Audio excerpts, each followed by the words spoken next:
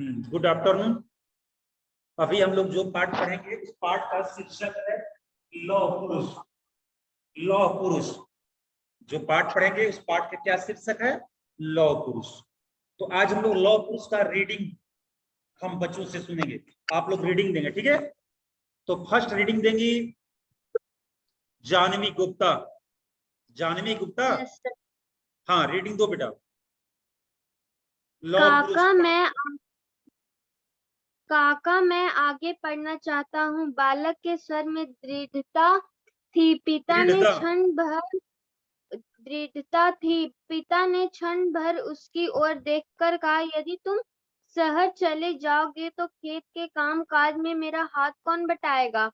पिता के उत्तर से बालक उदास हो गया। उसने साहस बटोरकर कहा, मैं छुट्टियों में घर आकर खेत का काम काज देख लिया करूंगा। नहीं नहीं, तुम्हारे दोनों भाइयों सोमा और नरसी से मुझे बहुत आशाएं हैं। छोटे काशी को भी मैं पढ़ाना चाहता हूँ। बड़ा विट्ठल मुंबई में पढ़ रहा है, पिता ने समझाते हुए कहा। पिता का उत्तर सुनकर बालक ने कहा, मैं आपका आज्ञाकारी पुत्र हूँ। मैं पढ़ लिखकर कुछ बनना चाहता हूँ। कोई भी बाधा मुझे आगे बढ़ने से नहीं रोक सकती। कृपया आप मुझे पढ़ने की अनुमति दे दीजिए। बालक का स्वर और विचार सुनकर पिता ने सिर हिलाकर उसे आगे पढ़ने की अनुमति दे दी।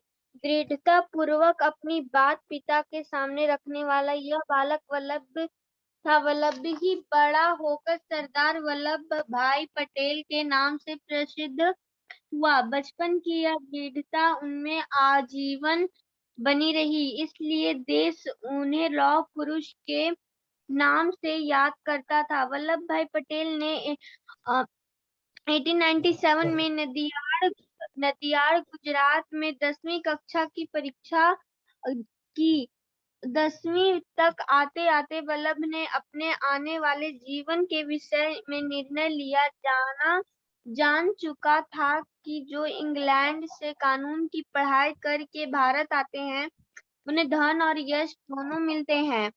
इंग्लैंड जाकर कानून की पढ़ाई करने ही वल्लभ भाई के जीवन का उद्देश्य बन गया। उसने रात दिन कठोर परिश्रम शुरू कर दिया। वल्लभ भाई ने मुख्तारी की परीक्षा उत्तीर्ण करके नदियाड़ न्यायालय में वकालत शुरू कर दी। कानून की बारीकियों को प्रभावशाली ढंग से प्रस्तुत करने के कारण उनकी गिनती प्रसिद्ध वकीलों में होने लगी।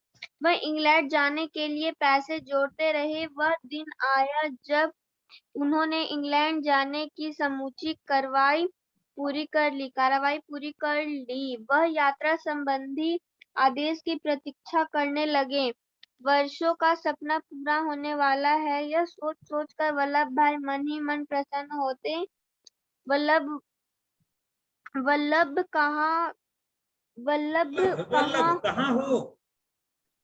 वल्लभ कहाँ हो? देखो, किसी अज्ञात हितैषी ने मेरा इंग्लैंड जाने का टिकट भेजा है। चिल्लाता हुआ उनका बड़ा भाई विट्ठल पास आया। यह मेरा टिकट है, तुम्हारा नहीं।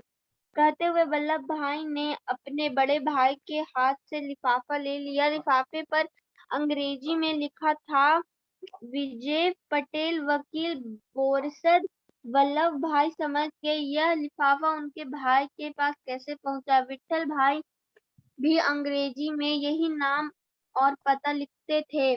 वल्लभ भाई ने अपने भाई को जब पूरी बात बताई तो उनका मुंह लटक गया। कुछ देर बाद विट्ठल भाई ने कहा, मैं बड़ा हूँ, मुझे पहले जाने दो। मेरे आने के बाद तुम चले जाना।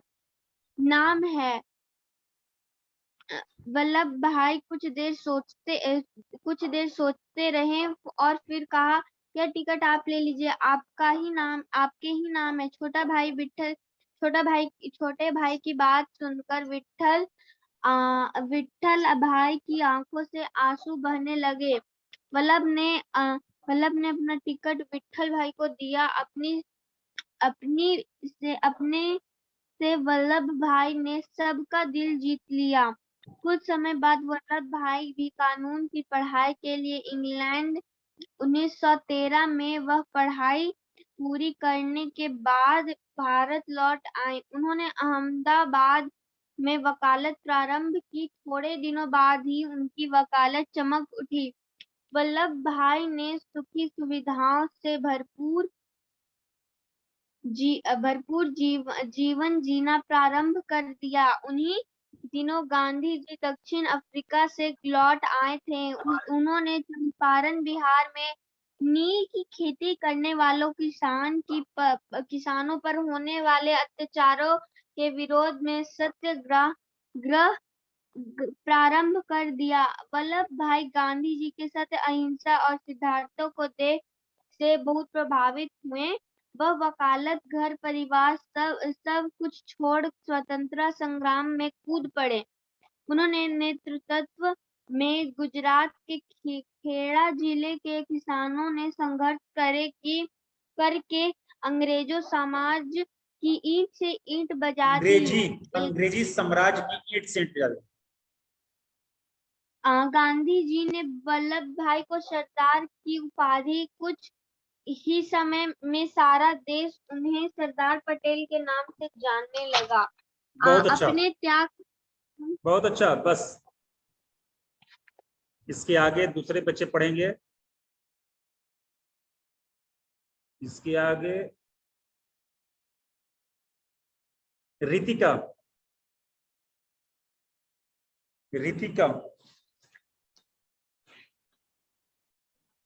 सर कहाँ से पढ़ना है? Page number 14।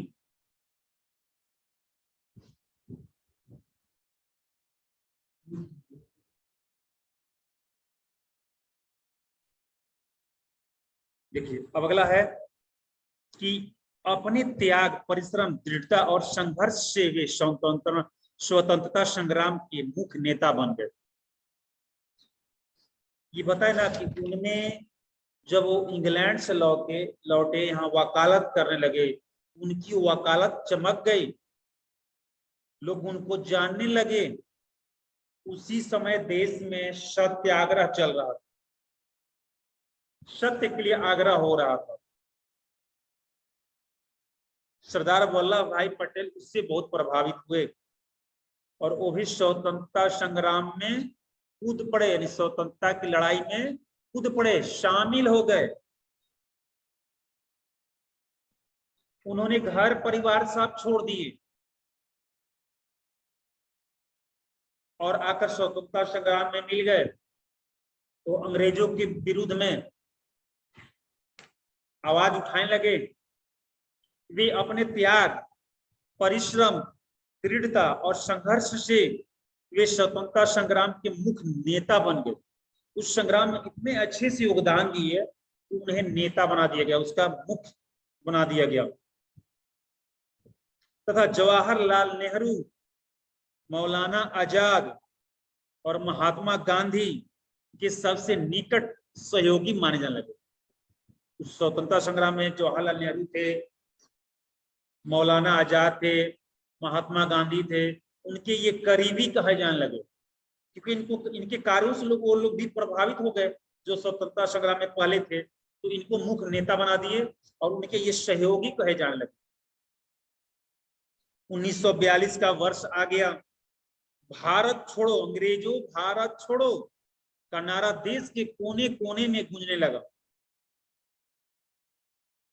सरदार पटेल ने अहमदाबाद में एक सभा में भाषण देते हुए कहा था, 1942 में अंग्रेजों भारत छोड़ो का जब नारा लग रहा था, तो उस समय अहमदाबाद में एक सभा में सरदार वल्लभ भाई पटेल ने कह दिया था कि अगर कल सब नेता बंदी बना लिए जाएं, तभी स्वतंत्रता संग्राम जारी रखना, मर जाना पर आगे बढ़ा हुआ कदम पीछे नहीं हटाना।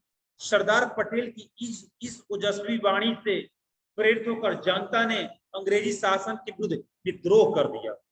यानी उस भाषण में इतनी ताकत थी, इतनी दृढ़ता थी, इतनी मजबूती से कहा गया था कि हो सकता है कि मैं मंच पर अभी खड़ा हूं,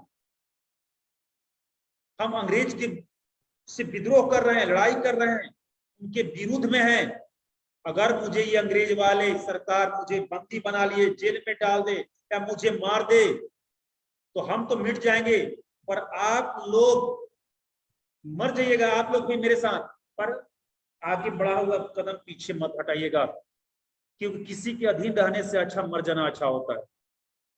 इस गुलामी के दस्ता को सहने से अच्छा है कि हम लोग डूब मरे। ऐसी वाणी कही थी, इतने मजबूती के साथ उन्होंने कहा था, इसीलिए सारी जनता उनकी बातों में आई, अच्छा लगा, दिल पर लगा कि नहीं सही कह रहे हैं। इस तरह सा कुशासन सहने से अच्छा है कि हम लोग इनसे लड़ते लड़ते मर जाएं। तो सारी जनता अंग्रेजों के विरुद्ध में लड़ाई छेड़ दी, सब लोग लड़ने मरने को तैयार हो गए। सरदार पटेल का जीवन त्याग और दृढ़ता का अद्भुत कहानी है। सरदार पटेल का जीवन त्याग और दृढ़ता का अद्भुत कहानी है। देश के अधिकांश राज्यों की कांग्रेस समितियां सरदार पटेल को स्वतंत्र भारत का प्रथम प्रधानमंत्री बनना चाहती थी। जब इस तरह से लड़ाई फैली, देश में लड़ाई होने लगा, अंग्रेजों से विद्रोह हो गया, मारने लगे लोग, भगाने लगे अंग्रेजों को, तो लोगों के मन में ये भावना जागृत हुई कि यदि हम लोग जीत जाते हैं इस लड़ाई में तो हमारे देश के प्रथम प्रधानमंत्री ये सरदार वल्लभ भाई पटेल होंगे। सब लोग अपना प्रधानमंत्री लोग मान भी चुके थे, नहीं सरदार वल्लभ भाई पटेल हमारे देश के प्रथम प्रधानमंत्री होंगे। गांधी जी जवाहरलाल नेहरू के पक्षधर थे। गांधी जी चाहते थे कि जवाहरलाल नेहरू प्रधानमंत्री बने, सरदार वल्लभ भाई पटेल नहीं। सरदार पटेल ने देश के हित में गांधी जी की बात मान ली। सारी जनता चाहती थी वल्लभ भाई बने, पर गांधी जी चाहते थे कि जवाहरलाल नेहरू बने।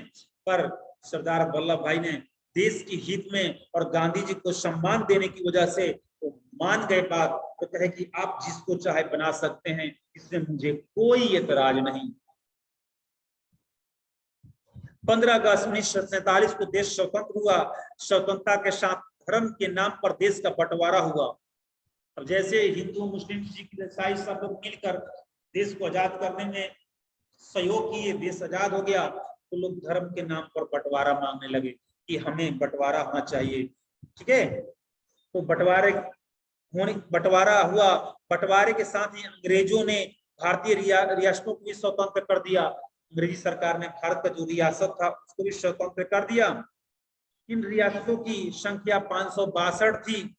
इनमें से कुछ पाकिस्तान में विलय करना चाहती थी। जो रियासत थी वो चाहती थी कि पाकिस्तान में चले जाएं, वो चाहती थी कि हिंदुस्तान में रहें। कुछ भारत में, कुछ स्वतंत्र रहना चाहती है। इस समस्या के समाधान की जिम्मेदारी सरदार वल्लभ भाई पटेल को सौंपी गई। जो 562 रियासत थे, वो चाहते थे कुछ पाकिस्तान में रहे, कुछ हिंदुस्तान में रहे, वो चाहते थे हम कहीं ना रहे, स्वतंत्र रहें। इसकी बहुत समस्या हो गई थी देश आजाद होने के बाद, देश बंटवारा के नाम पर। तो इसकी जिम्मेदारी सरदार वल्लभ भाई पटेल को दी गई कि आप इसकी बंटवारा कीजिए, इसको समझाइए, बुझाइए किस तरह से ये काम होगा। उन्होंने सौंपी गई। उन्होंने प्रेम, दृढ़ता और संकल्प शक्ति से रियासतों को भारत में विलय करने के लिए मना लिया। उन्होंने सारे रियासतों को भारत में विलय करने के लिए मना लिया। अपने सूझबूझ से इतने लोग प्रभावित हुए उनके विचारों से, सब लोग भारत में रहने के लिए राजी हो गए। उनके प्रयासों से एक नए सुदृढ़ राष्ट्र का निर्माण हुआ। 15 दिसंबर 1950 को भारत मां का यह शपथ चिर निद्रा में सो गया। उसके बाद 47 में आजाद हुआ और 50 में, यानी आजादी के 3 साल बाद 50 में ये भारत मां का शपूत सदा के लिए दुनिया से चला गया। वो तो चले गए, पर उनका नाम आज भी अमर है। देश आजाद करने की नाम हो या अंग्रेजों से लड़ने के नाम पर, हमेशा उनके नाम जुड़ ही जाता है। सरदार वल्लभ भाई पटेल हमारे देश के आजाद कराने में उनका काफी सहयोग रहा है, इसलिए उनको आज भी लोग याद करते हैं। उनकी महानता और लौह के समान दृढ़ता के लिए देश में आज भी याद करता है। वो तो चले गए, पर उनकी कृति आज भी जीवित है।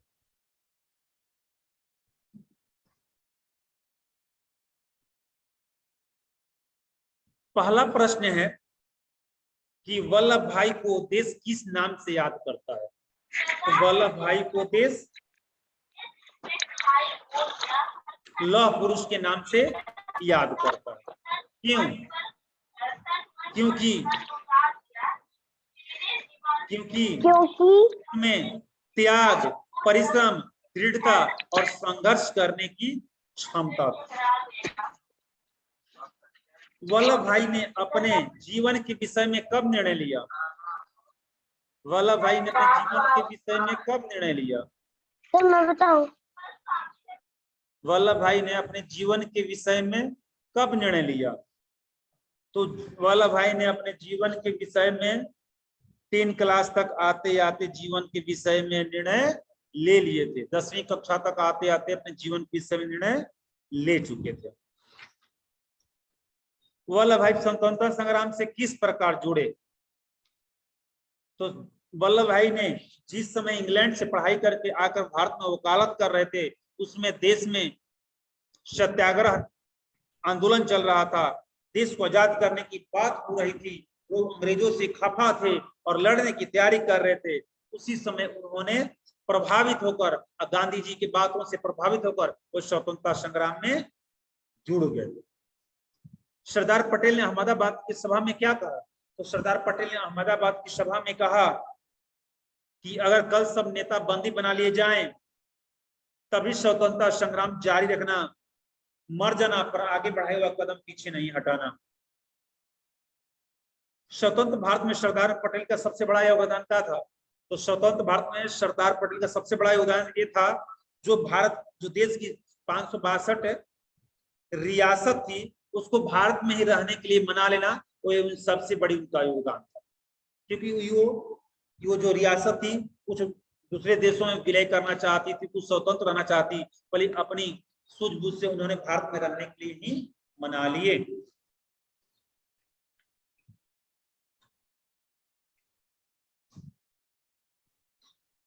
अगला है किसने कहे और किससे कहे। छठा प्रश्न है, किसने कहे और किससे कहे। यदि तुम शहर चले जाओगे तो खेत का काम काज में मेरा हाथ कौन बटाएगा? सरदार वल्लभ भाई पटेल के पिताजी ने वल्लभ भाई से, ठीक है, वल्लभ के पिता ने वल्लभ से। मैं पढ़ लिख कर कुछ बनना चाहता हूं, कोई भी बाधा मुझे आगे बढ़ने से नहीं रोक सकती। वल्लभ ने अपने पिता से। देखो, किसी अज्ञात हितैषी ने मेरा इंग्लैंड जाने का टिकट भेजा है। विठल ने वल्लभ से, यह टिकट आप ले लीजिए, आपके ही नाम है। वल्लभ ने विठल से। पाठ के आधार पर ठीक शब्द छांटकर वाक्य पूरे कीजिए।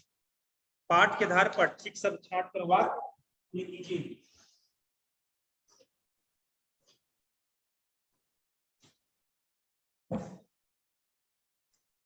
मैं छुट्टियों में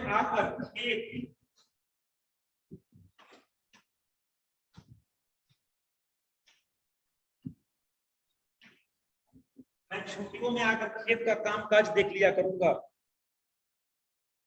कि दृढ़ता उन्हें बनी रही। बचपन में होगा बचपन,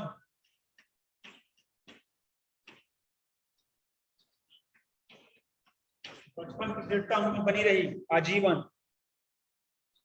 कानून की पढ़ाई करना वल्लभ के जीवन का मुख्य उद्देश्य था।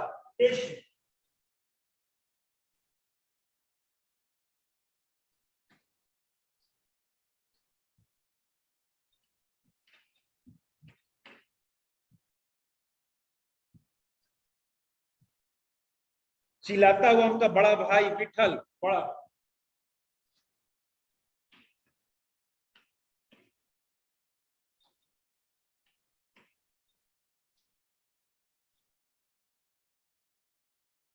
वल्लभ भाई ने अपने बड़े भाई के हाथ से लिफाफा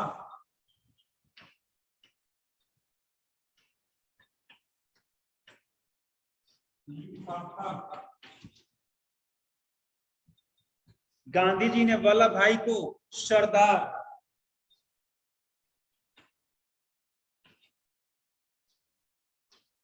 चलिए इसको आप लोग भर लीजिए, बुक में भर लीजिए। यही है 7वें प्रश्न में, ये भरना है। क में उपखेत भरना है, ख में बचपन, ग में उद्देश्य, घ में बड़ा, अंग में लिफाफा, और च में सरदार, इसको भर लीजिए।